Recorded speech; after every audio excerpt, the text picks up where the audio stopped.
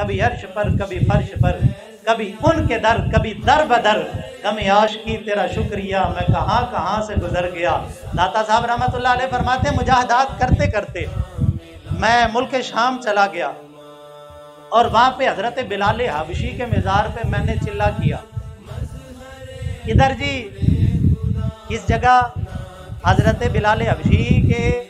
مزار پہ،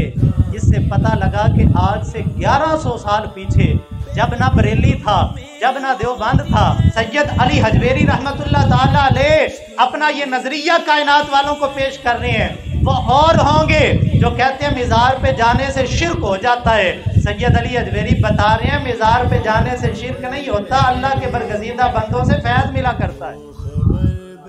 حضرت بلال حبشی رضی اللہ تعالیٰ عنہ کے مزار اقدس پہ فرماتے ہیں میں نے چلا کیا، فرماتے ہیں جب 40واں دن پورا ہوا نا،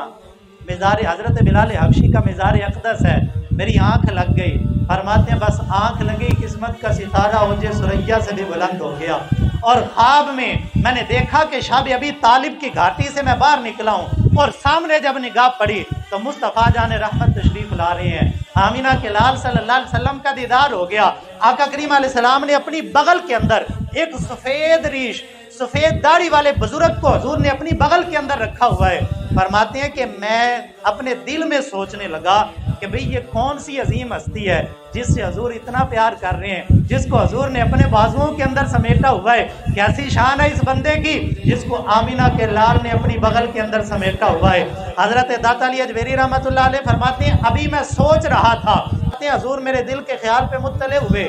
اور فرمانے لگے علی حجویری تو سوچ رہے کہ یہ کون ہے؟ اور میں یہ تیرے امام ابو حنیفہ نعمان ہے، نعمان ابن ثابت ابو حنیفہ رحمت اللہ تعالیٰ علیہ کی ہستی ہے۔ دادا صاحب فرماتے ہیں کہ میری آنکھ کھلی تو دل کے اندر یہ خیال پختہ بیٹھ گیا، میرا دل بار بار بول کے گواہی دینے لگا سید علی حجویری جس عظیم ہستی کو محبوب خدا نے اپنے بازوؤں میں سمیٹا ہوا ہے وہ کبھی خطا کر سکتا؟ اسی وجہ سے تو امام اعظم کا لقب امت نے دیا ہے کہ ایسی کرم نوازیاں میرے مصطفیٰ کی۔ امام ابو حنیفہ رحمت اللہ